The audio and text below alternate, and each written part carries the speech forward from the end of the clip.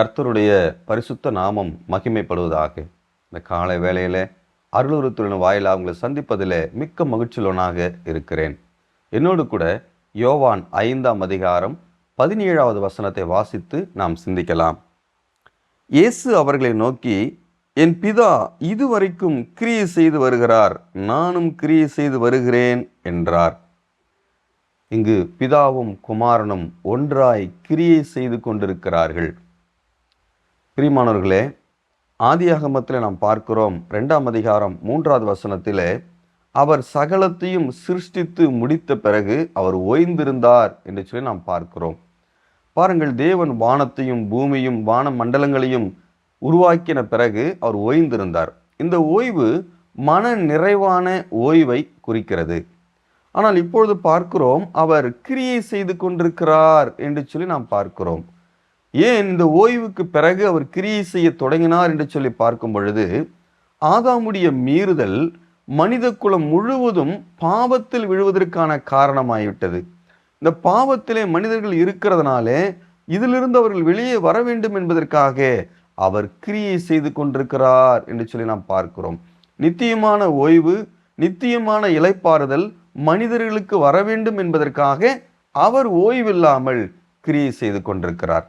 இஸ்ரவேல் ஜனங்கள் 2 காரியம் அவர்களுக்கு இளைப்பாறுதலை கொடுக்கும் என்று நம்பினார்கள். ஒன்று, அவர்கள் ஓய்வு நாளை அனுசரித்து, இந்த ஓய்வு நாள் சரீரத்திற்கு தான் ஓய்வே என்று ஒழிய அவளுடைய ஆத்மாவுக்கு இல்லை. எகிப்தில் இஸ்ரவேல் ஜனங்கள் மிகவும் கொடுமையான வேதனைகளும் வேலையுடைய பலு அதிகமாக இருந்தது. ஒருவேளை சீனாய் மலையிலே தேவன் அவர்கள் கொடுக்கக்கூடிய அந்த கட்டளையிலே இந்த 7வது நாள் ஓய்வு நாள் சரீரத்துக்கான ஓய்வா இருக்கட்டும் என்று சொல்லி அவர் கொடுத்திருக்கலாம். இரண்டாவதாக, இஸ்ரவேல் ஜனங்களுக்கு கானான் தேசம் சென்ற பிறகு அங்கு நித்திய இளைப்பாறுதல் சமாதானம் இருக்கும் என்று சொல்லி அவர்கள் எண்ணினார்கள். ஆனால் இந்த கானான் தேசத்திலும் அவர்களுக்கு யுத்தங்களும் சண்டைகளும் இருந்தது. அந்த கானான் தேசமும் அவர்களுக்கு நித்தியமான இளைப்பாறுதலை கொண்டு வரவில்லை. எபிரேயர் 4ஆம் அதிகாரம் அதில் 8-9 வாசிக்கும் பொழுது, யோசுவா அவர்களை இளைப்பாறுதலுக்கு உட்படுத்தியிருந்தால் பின்பு அவர்கள் வேறொரு நாளை குறித்து சொல்லியிருக்க மாட்டாரே.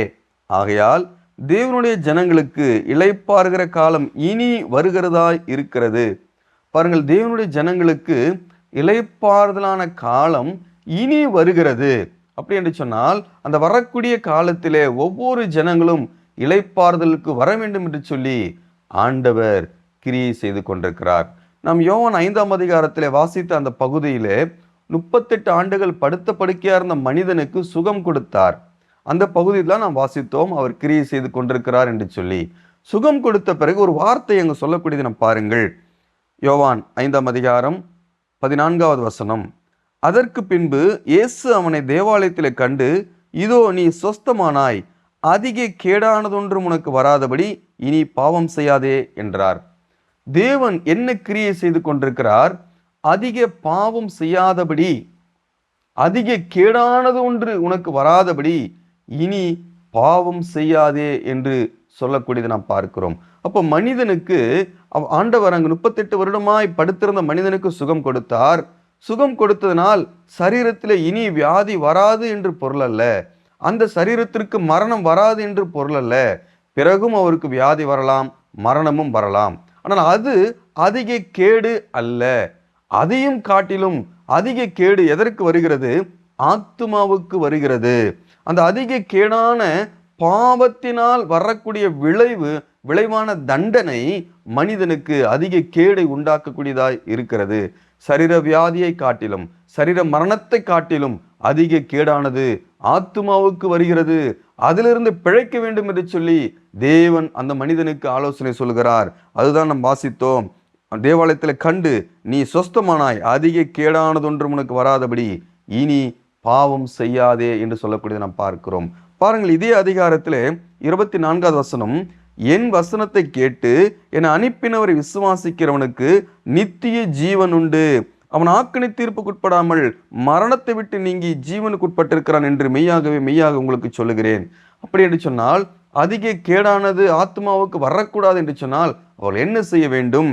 என் வசனத்தை கேட்டு என் அனுப்பினவரை விசுவாசிக்க வேண்டும். பாருங்கள், வசனத்தையும் தேவனையும் விசுவாசிக்க வேண்டும். அது மாத்திரமல்ல, விசுவாசிக்கும் பொழுது அவர்களுக்கு என்ன கிடைக்கும்? நித்திய ஜீவன் உண்டு. அப்ப நித்திய ஜீவன் தான் இளைப்பாறுதல். நித்திய ஜீவன் தான் மனிதனுக்கு நித்தியமான ஓய்வு. பிரியமானவர்களை, இந்த இடத்துல நித்திய ஜீவன் உண்டு. அவன் ஆக்கணி தீர்ப்புக்கு உட்படாமல். அப்படின்னு அதிக கேடானது என்னது?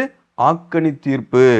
மரணத்தை விட்டுவிட்டு ஜீவனுக்கு உட்பட்டிருக்கிறான் என்று மெய்யாகவே உங்களுக்கு சொல்லுகிறேன். அப்படின்னு சொன்னால் ஆக்கணி தீர்ப்பும் மரணமும் மனிதனுக்கு அதிக கேடாயிருக்கிறது. நித்திய ஜீவனும் சமாதானமும் அவருடைய வாழ்க்கையிலே ஆசீர்வாதத்தை கொண்டு வரக்கூடியதாக இருக்கிறது. ஆகையினால் ஒவ்வொரு மனிதனும் நித்திய ஜீவனை பெற்றுக்கொள்ள வேண்டும் என்று சொல்லி தேவன் கிரியை செய்து கொண்டிருக்கிறார். அந்த கிரியை உங்களுடைய வாழ்க்கையிலே கிருபாதார பலியாக உங்களுக்கு முன்பாக நிற்கிறது.